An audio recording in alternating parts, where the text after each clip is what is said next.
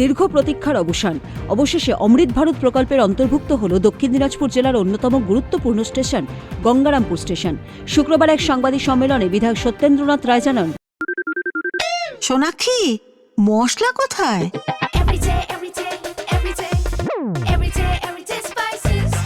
Everyday মশলা, দেশের স্বাদ। কেন্দ্রীয় প্রতিমন্ত্রী সুকান্ত মজুমদারের সহযোগিতায় রেল মন্ত্রকের অনুমোদন মিলেছে। প্রকল্পের অধীনে স্টেশনের আধুনিকীকরণ, প্রবেশপথে সুদৃশ্য গেট নির্মাণ, রেল ব্রিজ সংলগ্ন রাস্তা প্রশস্ত করার কাজ দ্রুত শুরু হবে। স্টেশনে পর্যাপ্ত আলোরও ব্যবস্থা করা হচ্ছে। এই ঘোষণায় গঙ্গারামপুর রেল উন্নয়ন কমিটি সহ স্থানীয় বাসিন্দাদের মধ্যে খুশির আমেজ ছড়িয়ে পড়েছে। লাভজনক এই স্টেশনের ভোলবদল এখন সময়ের অপেক্ষা। গঙ্গারামপুর থেকে রাজু হালদারের রিপোর্ট, উত্তরবঙ্গ সংবাদ।